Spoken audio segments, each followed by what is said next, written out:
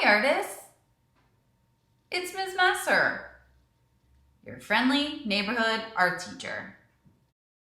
I'm here with another lesson for my Drawing Bootcamp series, designed to help you grow your drawing muscles. Today's Drawing Bootcamp lesson will teach you how to draw and shade a realistic eye. Here's my final drawing. Before we get started, I want to point out that drawing the human body is one way that art and science overlap. The X in the middle is where we are today. We are observing, examining, and learning about the human eye and using that knowledge to make our drawing as realistic as possible. Our prior learning about how to draw a sphere is going to be helpful today because our eyeballs are actually spheres. This is a picture of the inside of our eye, and even though we're going to draw the outside of our eye today, it's smart to understand that your eye is a sphere that has many parts that help us see. Let's go ahead and look at the external or outside parts of our eye. These are all the parts we want to make sure our drawing has. There's the pupil, the center circle in our eye that's always black. There's the iris, the ring outside of the pupil, which can be different colors. Then there's the sclera, which is the white part of the eye. There's the upper eyelid, that's the part that blinks. And when you blink, it connects to the lower eyelid. Both upper and lower eyelid have eyelashes.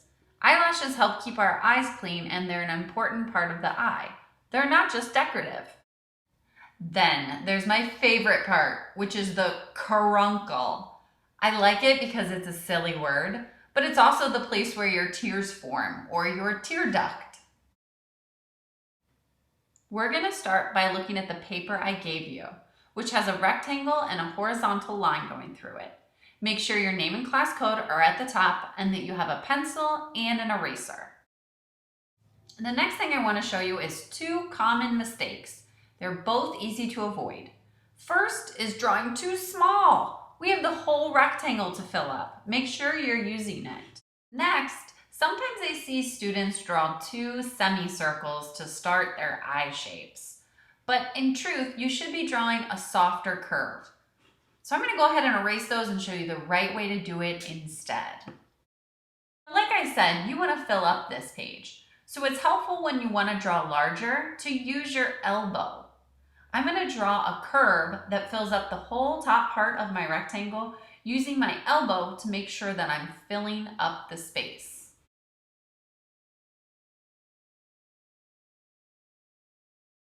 Next, I'll do the same thing for the bottom curve. You want a shape that looks like a football or an almond. Then you can start with the iris, which is a circle.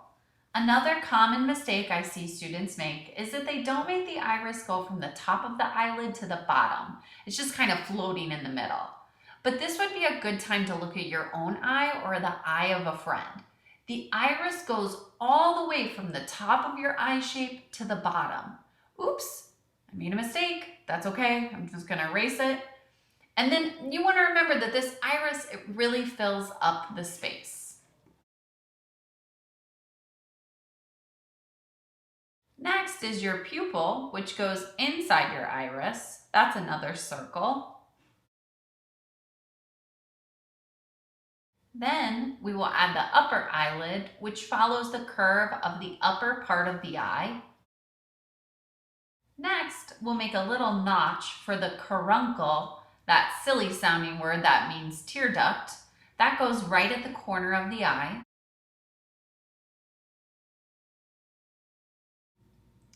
And the next part we'll draw wasn't on the diagram we looked at earlier, but drawing it accurately shows how the eye is put together.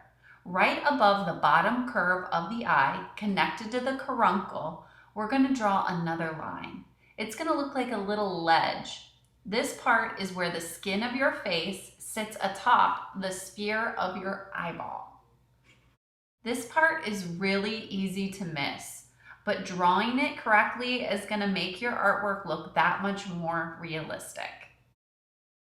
We're going to watch that one more time just to make sure we really know what we're doing.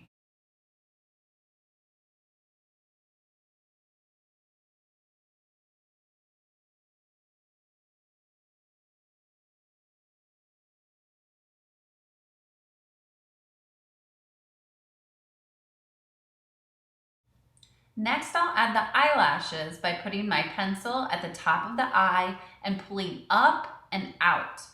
They're not straight lines, they're actually little curves. This is another great time to look at your own eyes or the eye of a friend. Same thing on the bottom, putting your pencil at the bottom of the eye, pulling up and out. The bottom eyelashes are a little bit shorter though, as you can see. Oops, oh well, made a mistake.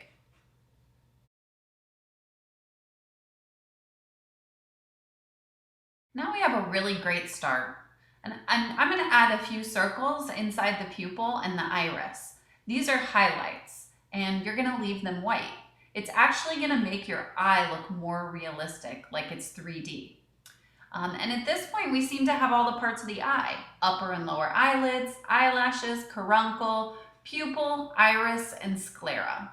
Next, we're going to add shading, starting with the darkest value, the pupil, which is always black. Watch how I shade the pupil on my drawing.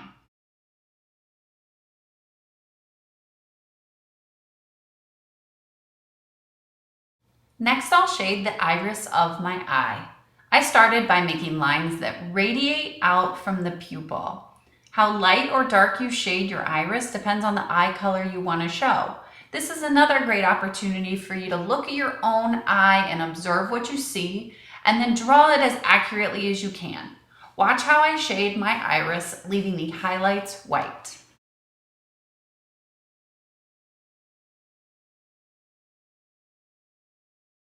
Next, I'm going to add a little shading around my eye. And this is a good time to think back to our sphere drawings when we included a light source. A light source is going to make shadows appear. One place a shadow will appear is right underneath your upper eyelid. So here I'm going to add a little shadow right underneath that eyelid. I'm also adding a little bit of shading to soften my caruncle and the little ledge at the bottom of my eye. I'm not coloring these things in black or anything like that, but I'm just shading to give it a little bit of a sense of light and value. There's often a shadow where two things meet, so I added some shading on my upper eyelid at the crease. Using the side of my pencil and not the tip, I can add any more shadows I need around my eye, or I can shade a value that matches my skin tone.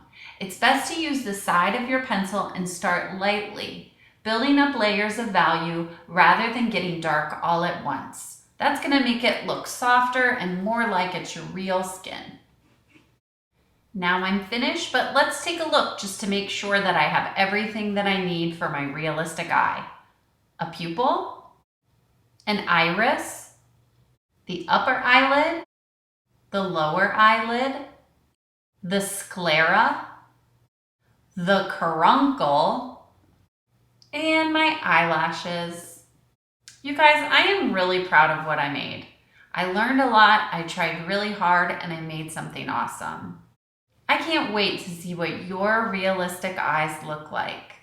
Okay, let's get started drawing.